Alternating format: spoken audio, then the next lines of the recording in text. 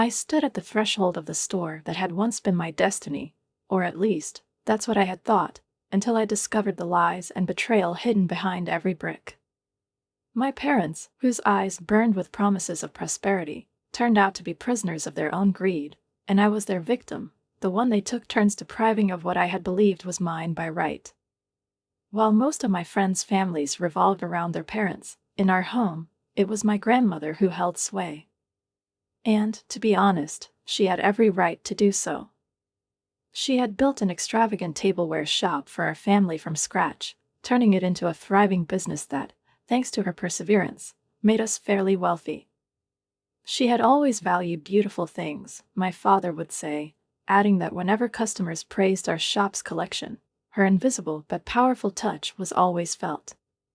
He and my mother now ran the day-to-day operations, but everyone in town knew who the real owner was. My grandmother, with her keen market instincts and passion for luxury, had quietly stepped back into the shadows, enjoying her retirement while still retaining control. My younger brother, Bartolo, had been groomed for this business from a very young age. He studied it like the air he breathed, ever since he learned to walk. My mother always said that he needed to know everything, and I didn't argue, though it already seemed so obvious. With each passing year, it became clearer that I was likely going to be the odd one out in this family pyramid. While Bartolo could barely bring himself to open a textbook, his concerns about the future revolved around one question: who needed to be smart in order to run the shop? At 14, he seriously reasoned that all he needed to know was how to count the money. My parents, laughing, took this as an endearing childlike misunderstanding of reality, while I sat at the table, absorbed in math problems that grew more complex and intriguing with each day. But I had my secret weapon, my grandmother. Every weekend, I would visit her at her home. We would have our business games, as she called them. She taught me everything related to successful store management, from bookkeeping to dealing with customers, from analyzing profits to handling tricky negotiations with suppliers. Every time she set me a task, her eyes would light up, and I felt how the process itself became thrilling. She gave me challenging problems, simulating scenarios on our imaginary business desk. "Marilla," she would say with a smile, "if a customer wants to buy this wine set for $500, and our cost is $200, what will our profit be?" Without hesitation, would quickly calculate in my head that the margin was 60%. She would be pleased but always add, "Now take overhead into account, all right?" We would laugh as we discussed this, and in those moments, I felt like I had found my true place in this world. These meetings with my grandmother were not just a pastime, they ignited a passion for business in me that only grew stronger with time. While my parents focused on preparing Bartolo for the future inheritance of the store, I began making my own plans. I decided that I would attend university and study business for real. This wasn't just a hobby. I understood that I would continue my grandmother's work. I became so engrossed in it that I even started keeping my own notes and planning the next steps that would allow me not only to become a professional but also to take our family to the next level. When I turned 14, my life changed dramatically. I still remember that evening as if it were yesterday. We had just finished dinner, and my parents called me into the living room. I saw something new on their faces, a sternness I hadn't noticed before. My father, looking at me coldly, said, "Marilla, your mother and I have talked. It's time for you to stop being lazy and help with the family business." It was unexpected and sobering. His voice gave no hint of good news, and I felt his words crash down on me like a heavy burden. "Starting tomorrow, you'll work at the store after school," he added. From that moment, I realized that my dreams of independence might never come true. I worked tirelessly, determined to prove myself. Every day, from early morning until late evening, I scrubbed floors, dusted shelves, arranged expensive dinner sets and porcelain, tidied up each display case. Everything had to be perfect, even the smallest detail did not escape my attention. I spared no effort, trying to please not only my parents but also myself, proving that I could be more than just the daughter in a family ruled by men, a family where only my younger brother had a place. Yet, despite all my efforts, I began to notice something that increasingly troubled me each week. Every Friday, when all the store employees, including the adults, received their paychecks and discussed their plans for the weekend and what they would do with their earnings, I felt a growing irritation. I worked just as hard, sometimes even more, than they did, but I wasn't paid. When the store emptied out, and only my parents were left, counting the daily receipts, I gathered the courage to approach them.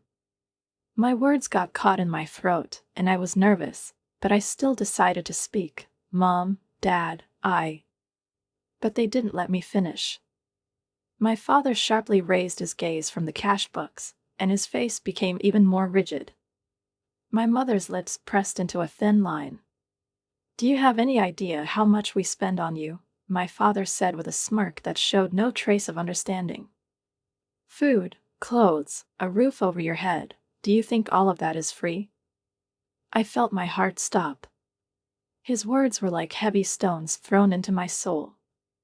I tried to protest, but my parents were already set in their ways. "This is different," my mother said sharply, cutting me off. "You work here as payment for everything we give you."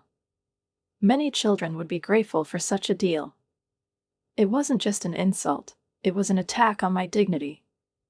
I barely held back my tears but fought it, clenching my fists. My mother noticed my reaction and approached me, her voice turning into a threat. "And please, don't even think about running to your grandmother with this, do you understand?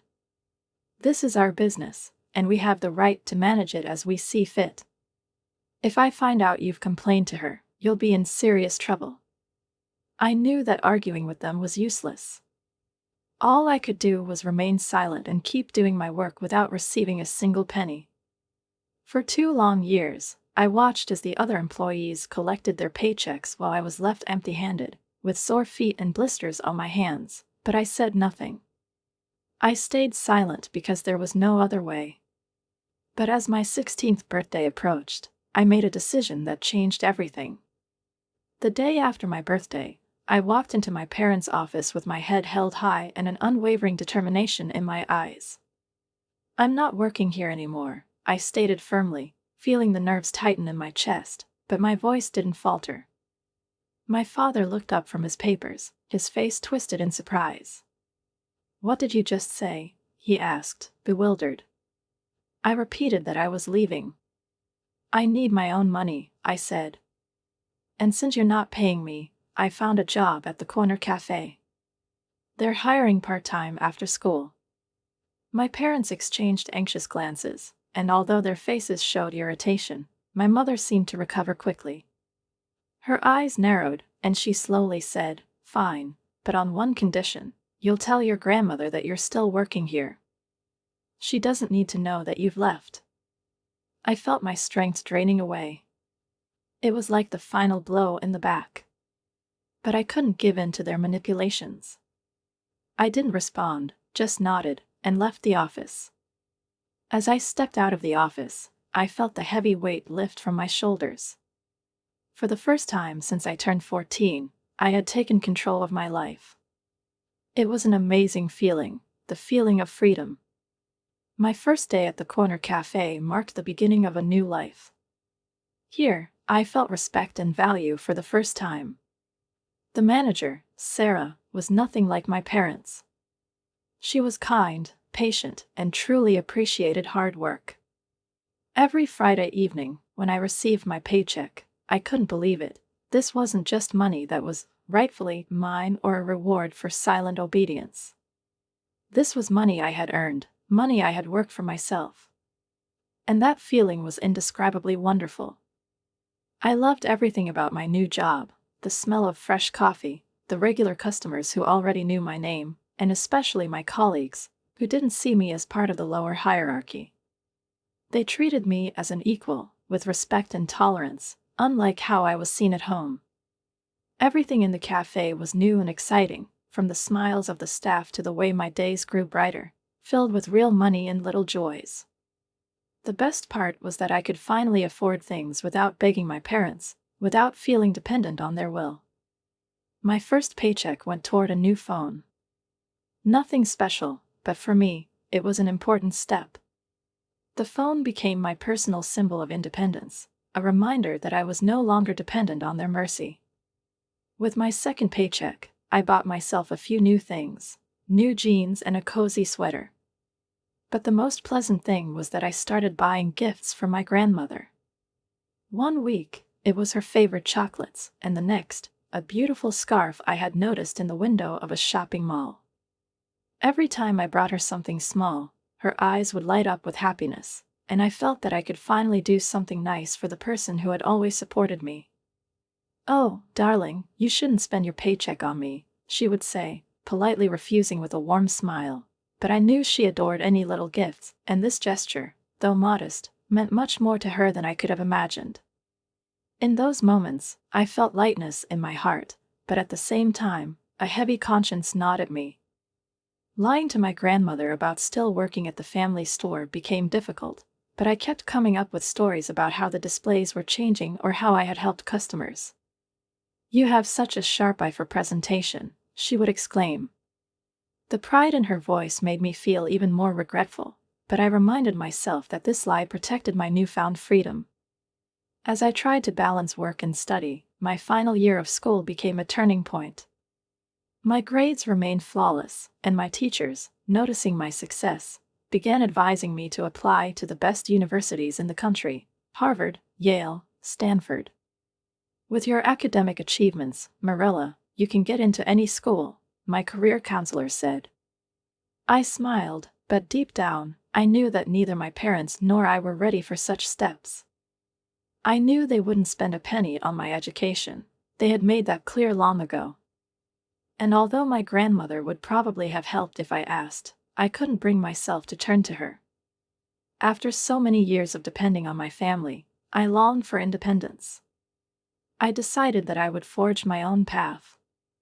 After researching my options, I discovered that the local college had an excellent business program, and best of all, they offered full scholarships to the top students.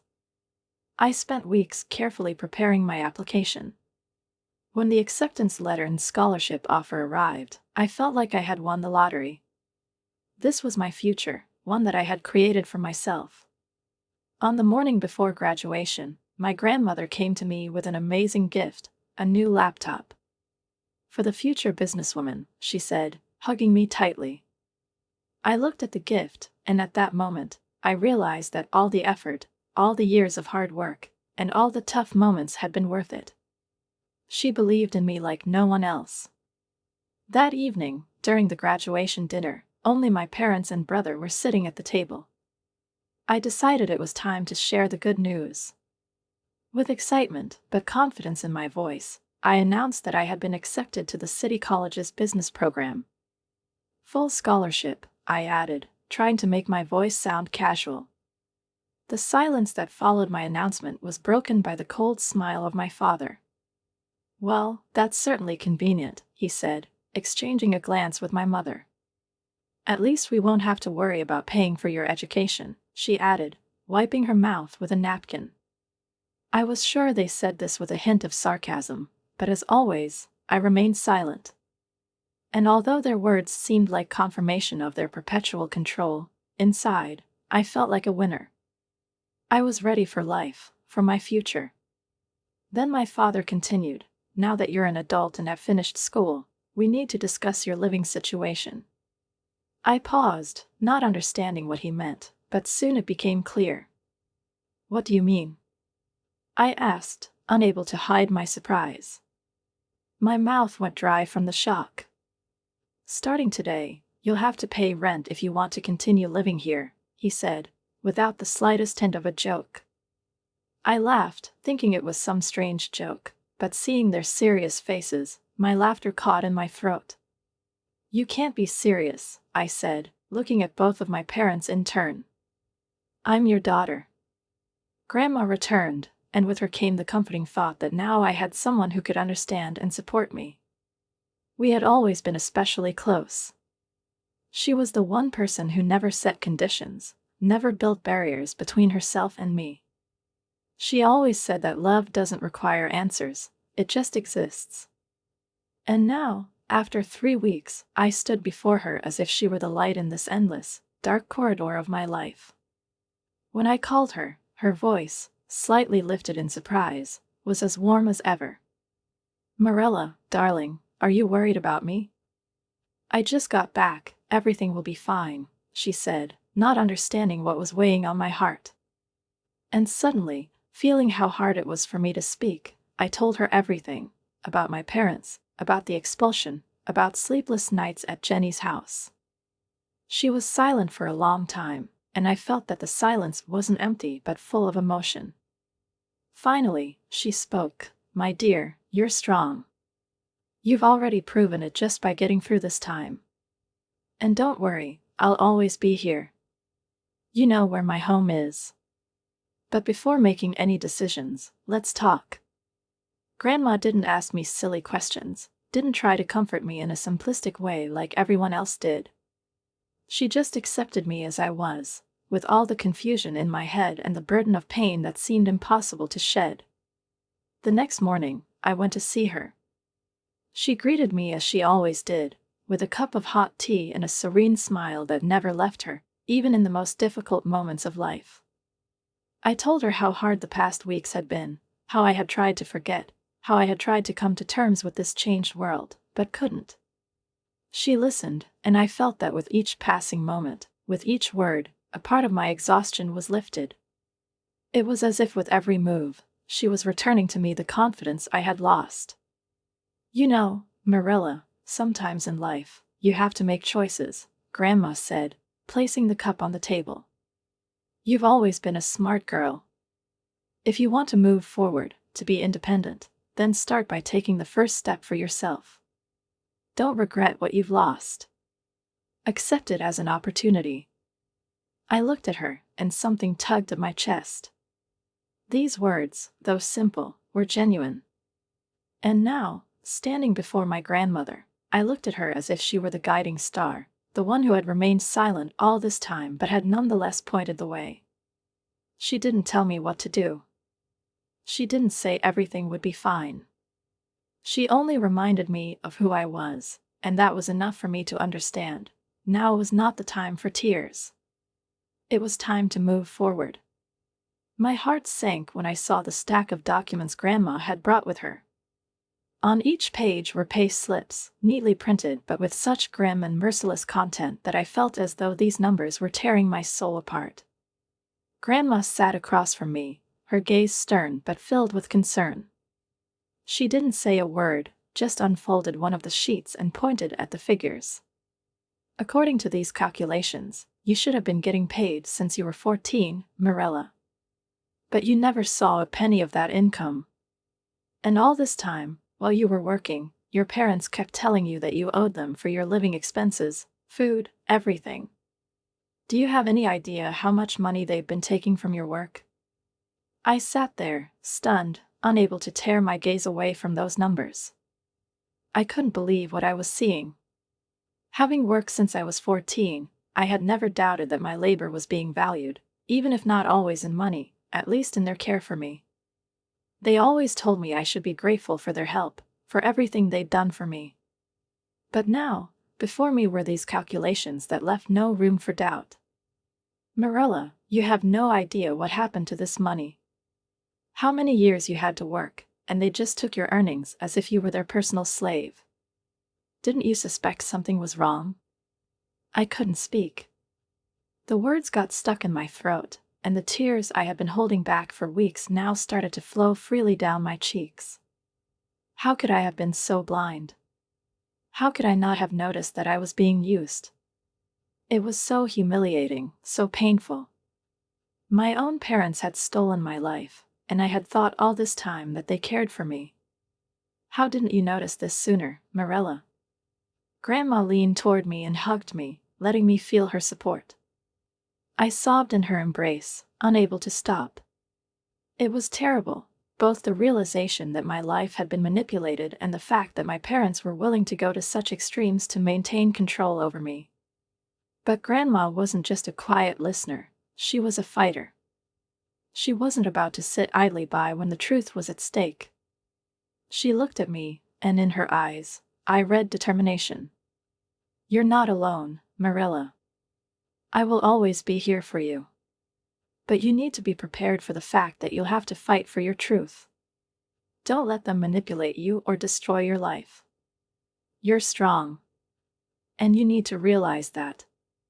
All you need to do is restore justice. Start by standing up for yourself. And remember, you have the right to your freedom and your life."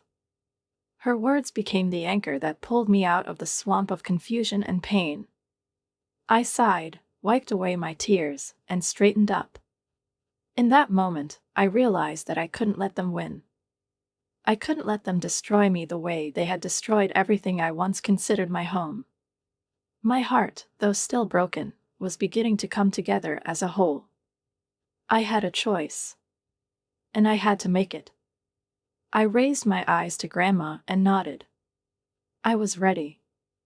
But Grandma interrupted him. Her voice was cold, firm, and carried such power that it made everyone in the room fall silent. She wasn't one for long preludes, and now, in this moment, as I saw her sitting upright with her chin raised, her gaze had become almost stone-like.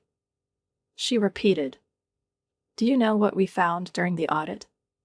My mother squeezed her handbag, her fingers turning white from the pressure, but she remained silent. My father tried to maintain an outward air of confidence, but his face was taut, like an overstretched rope. He knew this wasn't just a conversation, this was the moment of truth that would change everything. $500,000, Grandma continued. Money that you illegally siphoned from the cash register. Fake payments to suppliers, overspending, inflated expenses, all of this, a cover-up, just a way to hide what you did with Marilla's money. She should have been getting a salary, but instead, you transferred all the funds to your personal accounts, leaving your daughter with nothing. That evening, after handing her the diploma, you kicked her out, not even giving her a chance to explain or find a way out. It's despicable. And now you're trying to accuse her of theft to cover your tracks. Grandma's words hit like thunder, rolling through the silence. My heart was beating faster, but in my eyes, there was confidence. I sat next to her, listening to her speak the truth, the whole truth that I hadn't had the strength to say until I saw the proof. But now, thanks to her, there was no room for doubt. I could feel pride rising within me for the fact that, despite all their manipulations, I had stayed out of their false accusations. My mother clenched her lips, trying to hide her trembling, but despite her outward calm, I noticed how she exhaled, unable to mask her fear. As for my father, the one who had always been a master at manipulating the facts, he stood frozen, not knowing what to say. Bartolo, their senior friend and loyal supporter, had nothing to offer in his defense because everything had become too obvious. "How could you do this?" my mother finally said, but her words didn't sound sincere. It wasn't a complaint anymore, but an attempt to justify herself. "We only wanted to help you. You don't understand how hard it was for us. All this time, we took care of you, we provided for you. You should have understood that all of this was for your own good." I couldn't take it anymore. The anger that had been bottled up inside me burst out, and I couldn't hold back my tears. All these years, all their promises, all their care now seemed like lies. My hands trembled with pain as I said, "Help? This isn't help, it's exploitation. You used me to build your cozy world. You made me work since I was 14 and didn't pay me what I deserved. You tried to control me, to keep me in your grip, but I won't be your puppet anymore. I won't be under your control." The silence in the room was deafening. My words hung in the air, and now every gaze was directed at me with some new, unspoken respect. Even Grandma, who had held back her emotions until the very end, finally allowed herself a faint smile. Mother couldn't take it. She jumped to her feet, her face twisted with rage, but no matter how hard she tried, I already saw her weakness. "You don't understand," she screamed. You don't understand what we did for you.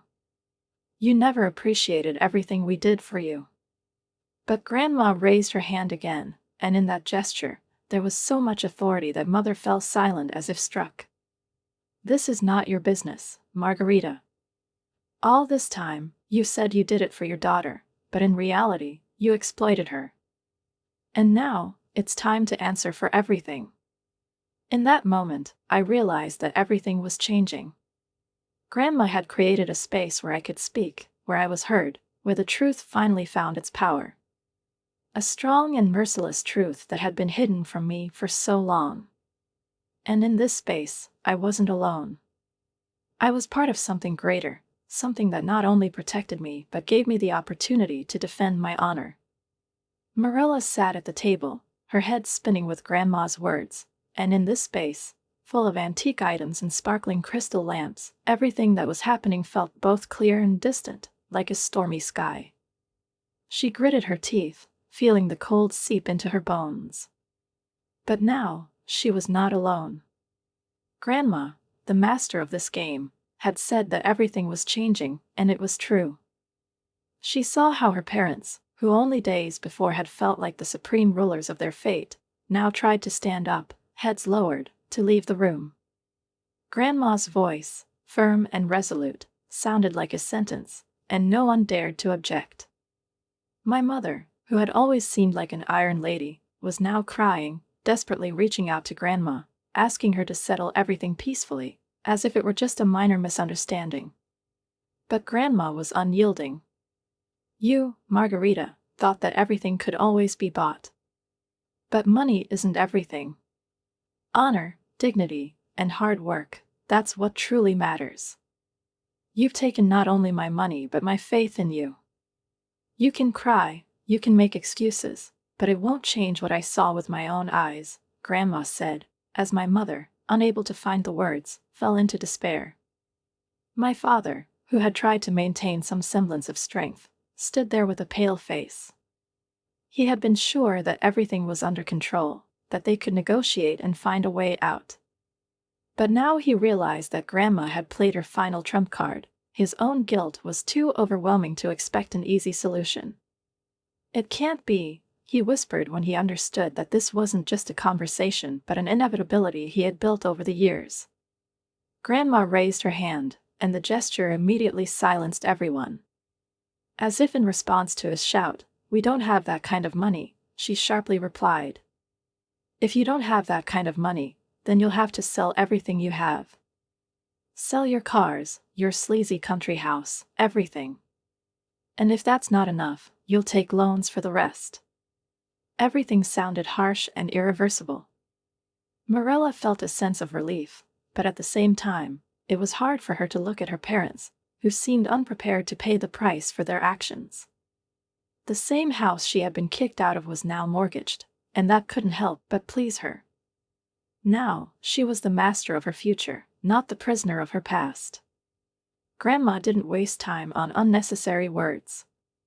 That same day, she declared that her shop was no longer connected with Marilla's parents, and their ties to the business were severed once and for all. On her mother's face, the one who always believed that everything belonged to her by right, was written disappointment and pain.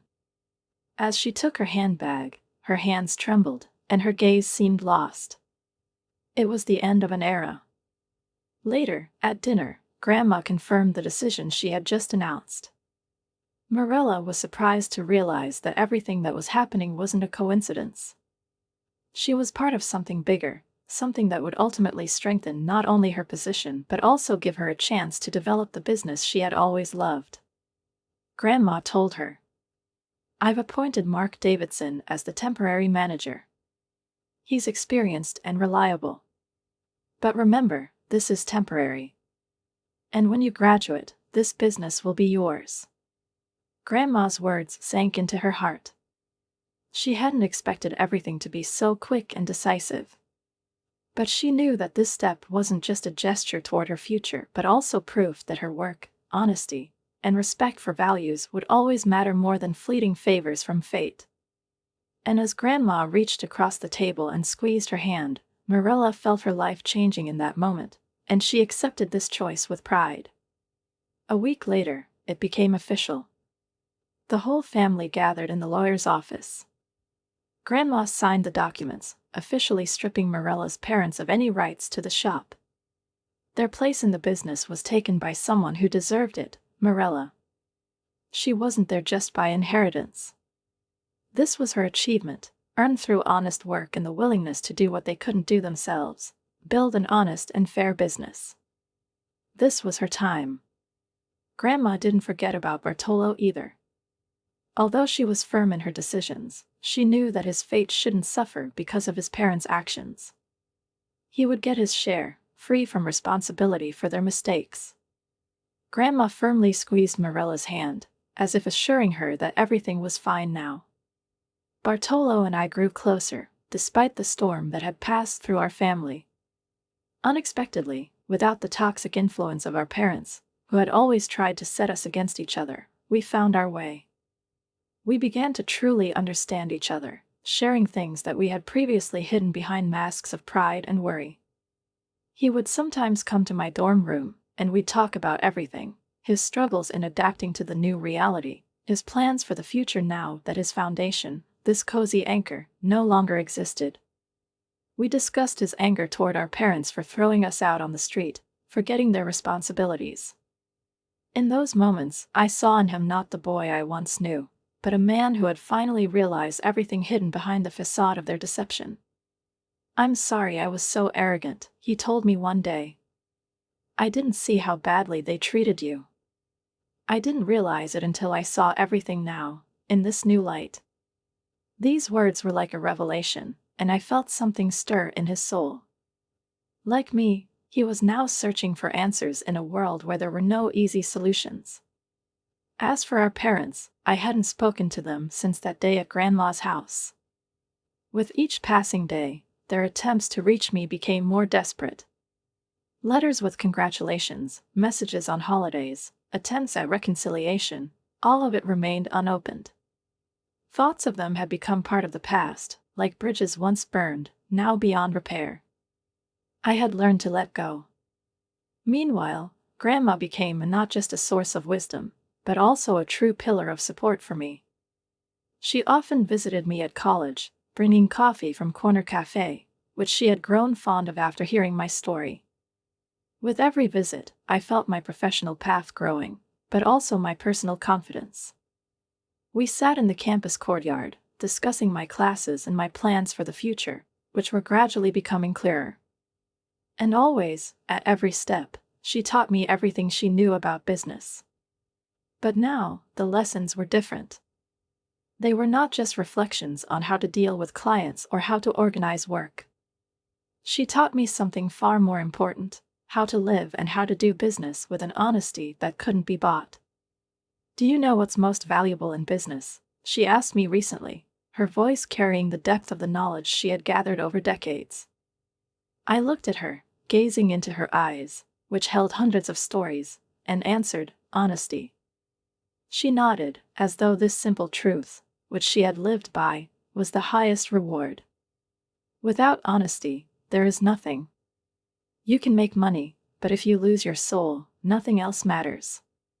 Looking at everything that had happened in our lives, I finally understood how the mistreatment by my parents had left deep scars in my soul, but at the same time, it had given me invaluable lessons. They had tried to break me, but in the end, they only created strength and resolve in my heart. With every step they took, I learned what kind of person I didn't want to be. Their actions became my guiding star for what I wanted to do when they were no longer part of my life. Next year, I will graduate with a degree in business. The shop that rightfully should have belonged to Bartolo is now mine. But it wasn't just inherited. I earned it through my hard work, my perseverance, and my honesty. And that meant more than any privileges. I will be a businesswoman because I proved my worth not through family connections, but through my own achievements. I know I will succeed not because of my parents' influence, but despite everything they tried to impose on me. Sometimes, life's greatest gifts are disguised as the toughest challenges. They thought that by making me work in the shop from the age of 14, they would punish me. But in reality, they gave me the experience that would later become the foundation of my future life. They thought that by kicking me out, I would break, but instead, I learned to be free, I learned to value true principles, and it is this that will make me successful. I know I will turn this shop into not just a place of business, but a symbol of my freedom and perseverance. Wait and see what I'll do with it.